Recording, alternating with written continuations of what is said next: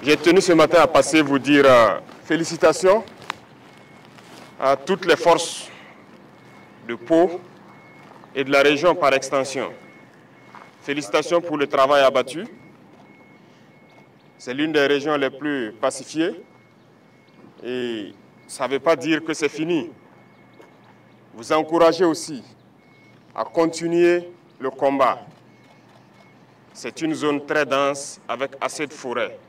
Certes, vous avez pu faire reculer l'ennemi qui avait tenté de s'implanter ici. Et je souhaite que vous continuiez à patrouiller dans ces forêts, à vous assurer qu'il n'y a pas ces velléités de retour. Donc, je le dis, félicitations, mais mes encouragements pour la suite. J'espère que je me fais comprendre. Ce n'est pas parce que l'ennemi n'arrive plus à pénétrer que c'est fini. C'est une guérilla et ici nous sommes au Centre national d'entraînement commando. Un commando, il sait ce que ça veut dire les infiltrations. Donc l'ennemi est capable d'infiltrer. Il faut prendre cette donnée en compte et rester donc en permanence en veille. Après cela, je souhaite que chacun puisse méditer encore son engagement. Son engagement parce que nous avons une guerre qui nous est imposée. Et aujourd'hui, plus que jamais, je pense que toutes les forces qui combattent doivent comprendre pourquoi nous nous battons. Et je dis souvent aux chefs d'éléments de pouvoir expliquer aux hommes pourquoi on se bat. On ne se bat pas parce qu'on veut se battre. On se bat parce qu'on nous a agressés. On est venu nous imposer une guerre. Et pourquoi on nous a imposé cette guerre? Je pense que tout le monde doit le comprendre. Parce qu'on veut de nos terres sans nous. Et ça n'a pas commencé aujourd'hui. Ça a toujours été comme ça le cas pour l'Afrique. Souvenez-vous de l'esclavage, où on est venu déporter beaucoup d'Africains, les bras valides d'ailleurs, ceux qui étaient à l'âge de procréer, qu'on a déportés, beaucoup sont morts et vidé l'Afrique. Puis est venue ensuite l'époque de la colonisation, où ils se sont déportés chez nous, ils nous ont massacrés, ils ont massacré nos ancêtres. Ils ont tué au maximum. L'Afrique a été colonisée par plusieurs fois. Et aujourd'hui, plus que jamais, c'est une nouvelle forme de colonisation. Et pourquoi l'Afrique souffre tant? Parce que nous avons des richesses qui intéressent les impérialistes. Et je pense que tout un chacun de vous doit le comprendre. Si vous êtes en mesure de vous mettre en première ligne, de vous battre jusqu'au sacrifice suprême, comme on le dit, c'est que vous comprenez le sens de votre engagement. Vous êtes venus pour défendre la nation, pour protéger cette terre que nous ont léguée nos ancêtres. Les dévanciers nous ont écrit l'hymne. Et je pense que quand vous écoutez l'hymne du Burkina, ça commence par contre. Parce qu'ils se sont opposés à plusieurs formes de colonisation. Le Burkinabé est contre l'humiliation. Nous sommes contre toute forme de domination. Le Burkinabé est contre le néocolonialisme. Et c'est tout ça que vous devez prendre en compte. Pour comprendre qu'ils ont écrit l'hymne pour s'opposer à un certain nombre de faits dans ce monde.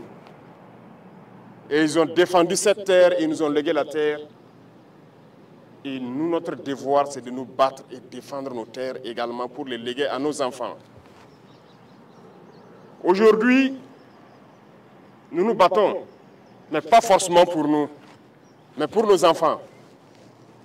Qui ici n'aime pas son enfant pour ceux qui ont des enfants? Tout le monde aime son enfant. Si un danger devrait arriver à un enfant, le papa préfère prendre le danger pour épargner l'enfant. C'est pour dire que le père préfère mourir pour que son enfant survive. Donc nous nous battons aujourd'hui, c'est pour les générations à venir, pour les léguer de meilleures terres et qu'ils puissent vivre à l'aise. Donc il n'y a pas de réserve dans ce combat. nous nous opposerons à tout ce que ces dominateurs veulent nous imposer. Et vous devez continuer à vous battre pour ça. Écoutez bien notre hymne. Et ça doit vous donner plus de motivation. Engagez-vous, parce que je le dis souvent, le Burkina est très riche. Aujourd'hui, nous avons grandi en effectif dans les forces armées, dans les forces de sécurité intérieure. Et en termes d'équipement également, nous avons beaucoup fait d'efforts. Mais où est-ce que nous avons eu ces ressources? Comprenez qu'il y avait de la richesse mal gérée. Et il y en a encore plus. Parce que comme certains le pensent, ou bien peuvent l'imaginer, il n'y a pas cette banque où vous allez aller prendre un prêt dans ce monde-là pour payer de l'armement. Il n'y en a pas. On ne prête pas dans ce monde-là pour aller payer de l'armement. Si vous voulez vous armer, vous devez utiliser vos propres fonds. Mais dans un passé récent, on était projeté, on n'était pas armé comme ça. Très loin de là. Je pense qu'il y a beaucoup d'anciens ici qui ont vécu la même chose, qui peuvent conseiller aux plus jeunes. Qu'est-ce qu'on vivait hier seulement et qu'est-ce qu'on vit aujourd'hui? Et ça doit vous donner de la motivation à vous battre. Et ça, c'est très important. Battez-vous pour vos terres. Battez-vous pour léguer un Burkina meilleur aux générations à venir. Battez-vous pour qu'on puisse exploiter décemment nos ressources et que ça nous profite. On a lancé plusieurs initiatives. Nos parents au village sont en tout cas plus ou moins contents de tout ce qu'on fait pour eux en matière d'agriculture, parce que notre population est en majorité agricole, pour tout ce qu'on est en train de faire en matière d'infrastructures routières pour pouvoir se déplacer et tout. Mais tout ça, c'est avec nos ressources. Vous regardez les images des autres pays. Vous aimerez que votre pays aussi ressemble à ces pays soi-disant développés là. Vous pensez que c'est impossible? Eh bien, c'est possible. Je disais à quelqu'un, il y a 2 ans de cela, je dis chez les autres, même les hôpitaux pour les animaux sont mieux équipés souvent que nos hôpitaux ici qui nous soignent, en termes d'appareillage et tout. Mais qu'avons-nous fait pour que nous soyons à ce niveau? Eh bien, nous allons rattraper et dépasser. C'est ce qui nous a amené à lancer des programmes également pour pouvoir construire des centres de santé modernes et équipés. Il n'y a pas de raison que nous restons à la traîne. C'est pour dire que tout ce que nous faisons, il y a la possibilité de le faire, voilà pourquoi on le fait. Et nous allons continuer dans ce sens. Ceux-là qui ont la chance d'aller en stage à l'extérieur, qui font des photos au bord des jolies rues, des jolis immeubles, c'est possible ici au Burkina. Et c'est ce que nous allons faire, pour que vous viviez à l'aise et bien. Mais pour ça, il faut se battre d'abord. Voilà pourquoi je dis qu'il faut méditer son engagement, écouter notre hymne et se battre. Vous êtes très courageux, très combattants. Mais souvent, il y a de ces attitudes qui viennent vous causer des pertes inutiles. Notamment l'utilisation du téléphone portable. Ceux-là qui vont se montrer incapables de changer, de laisser tomber le téléphone en opération, nous allons les chasser de nos rangs et nous allons les punir sévèrement. Parce que nous n'allons pas permettre que par la faute de quelqu'un qui a une addiction au téléphone, mette la vie des autres en danger. Vous imaginez, vous êtes en détachement sur votre position. De bons soldats montent la faction, concentrés à leur poste, ils finissent, ils descendent, ils doivent se reposer. Et un saboteur se retrouve au poste avec son portable sur TikTok ou quoi, 1xBit, jusqu'à ce que l'ennemi approche, attaque, et les bons soldats peuvent mourir dans leur repos. Vous voulez qu'on les laisse dans nos rangs? C'est ce que vous voulez? Alors on va les chercher de nos rangs et on va les punir. J'ai déjà donné instruction aux chefs militaires d'identifier autant que possible ceux qui ont cette addiction, qui ne peuvent pas se séparer de leur téléphone. On va les chercher et on va les punir. Parce que ce qu'ils font, c'est criminel. On ne peut pas tolérer ça. Certes, on sensibilise, mais on ne peut pas tolérer. Vous Vous pouvez garder les petits téléphones, ça c'est juste pour appeler la famille, mais s'il n'y a pas de raison, on fait avec. Ceux qui ont des parents magistrats ou autres qui peut-être participent au tribunal qui juge les terroristes peuvent se renseigner avec eux. Que ce soit dans les tribunaux, que ce soit les terroristes qu'on prend au combat comme prisonniers, que ce soit ceux qui se rendent, tous à l'unanimité nous disent qu'ils arrivent à réussir certaines attaques à cause de l'emploi excessif du téléphone de nos soldats. Donc s'il n'y a pas cette conscience de se débarrasser, nous allons sévir. Et donc, dans peu de temps, vous verrez des gens radiés, sûrement en prison, parce qu'ils mettent la vie des autres en danger et ils ne peuvent pas se séparer. De toute façon, c'est assez clair. Il y a une note de la hiérarchie militaire qui interdit les téléphones en opération. Après la phase de sensibilisation, vient la phase de répression. Nous n'allons pas tolérer que des gens mettent la vie des autres en danger. Même votre propre vie que vous mettez en danger avec le téléphone, vous n'avez pas le droit, parce que vous ne vous appartenez pas. Un militaire, il appartient à l'armée. Vous ne vous appartenez pas, vous n'avez pas le droit de faire ce que vous voulez. Vous faites ce que l'armée veut. Donc, chacun doit pouvoir passer le message pour que ce phénomène-là, on puisse le combattre. Si je le dis avec insistance, c'est parce que c'est assez grave. Ça vient annihiler votre courage souvent. Et ça vient faire souvent qu'on perd de bons combattants. Parce qu'il était au repos et un faux combattant a fait en sorte que l'ennemi s'approche et attaque et le trouve qu'il n'est pas prêt. Donc combattez cet usage excessif du téléphone-là et passez le message aussi clair que je vous le passe à vos camarades. Je sais qu'ici vous trouverez des soldats de toutes les classes. Passez ces messages aussi clairement. Et ceux-là aussi qui intoxiquent dans les rangs, parce qu'ils sont peut-être aussi intoxiqués par les apatrides qui sont sûrement à l'extérieur et qui continuent de combattre le Burkina sur les réseaux sociaux, à travers les médias et tout. Il faut faire très attention. Lorsque quelqu'un vous dit de ne pas vous battre, il veut vous soumettre.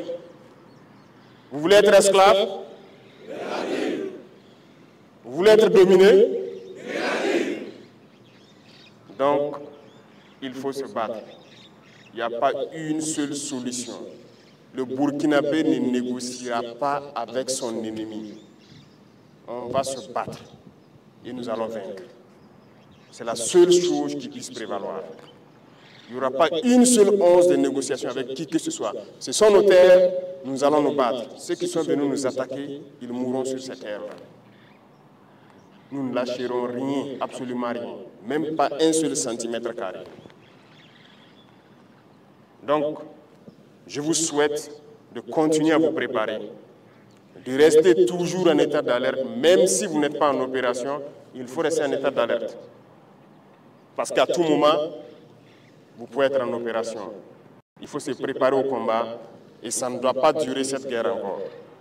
Parce que nous mettrons tout en œuvre pour que le combat reprenne une certaine intensité et anéantir cet ennemi-là. Félicitations à toutes les forces qui se battent et souhaiter que vous continuez à faire corps avec la population civile. Parce que c'est très très important. Nous, on n'a pas connu forcément cet amour entre armée et la population civile il y a des années de cela. Ce n'était pas facile, c'était de petites bagarres à n'en pas finir dans les maquis au quartier. Mais aujourd'hui, l'armée et la population sont soudées. Et c'est le facteur essentiel du succès des opérations comme ça. Vous avez les informations, les renseignements comme il le faut. Vous êtes soutenu moralement, vous êtes soutenu psychologiquement. Donc il n'y a pas de raison d'avoir mal au moral. Il n'y a pas de raison de ne pas foncer, de ne pas continuer. Continuez à cultiver cet amour avec la population, continuez à les aider, et continuez à participer, à les unir aussi. Parce que notre passé de quelques décennies de mauvaise politique a contribué à fragiliser nos différentes couches sociales, à diviser les gens, souvent sur des questions futiles. Et votre rôle également, c'est de contribuer aujourd'hui à les unir. Parce que vos voix portent. Les civils croient en vous. Aujourd'hui, lorsqu'un soldat se met debout et parle à une dizaine de civils, ils l'écoutent et c'est plus facile pour les civils de mettre en exécution ce que vous êtes en train de leur dire. Donc chacun, autant que vous êtes, doit être un ambassadeur de paix, de cohésion pour nos frères civils. Et continuer à jouer ce rôle également, à profiter de ces instants d'amour entre nous, les parler, les amener à s'unir, pouvoir laisser tomber certains clivages qui sont nés rien que du fait de la politique. Et vous devez contribuer à cela. Parce que le militaire, ce n'est pas juste tenir l'arme et courir, tuer, non. Vous êtes formés au-delà de cela. Si vous défendez une patrie, c'est qu'il y a toutes ces valeurs que vous incarnez et que vous devez pouvoir aussi exploiter pour unir vos populations civiles. Bonne formation pour ceux qui sont toujours en stage. Bon courage. On ne lâche pas le moral. Hein. C'est dur ici, mais seuls les durs passent. Et vous êtes dur et vous devez passer. Pour ceux qui sont sur le terrain, je vous souhaite très bonne chance dans les opérations. Et continuez donc à écumer les différentes forêts pour déceler d'éventuelles infiltrations. Continuez à protéger ces populations qui ne croient qu'en vous, qui ne comptent que sur vous. Que Dieu vous accompagne dans vos différentes missions, que Dieu vous protège tout au long de vos différents combats, que vous revenez sains et saufs, nous raconter les batailles et que nous puissions construire notre Burkina que nous le souhaitons. La patrie ou la mort, nous vaincrons.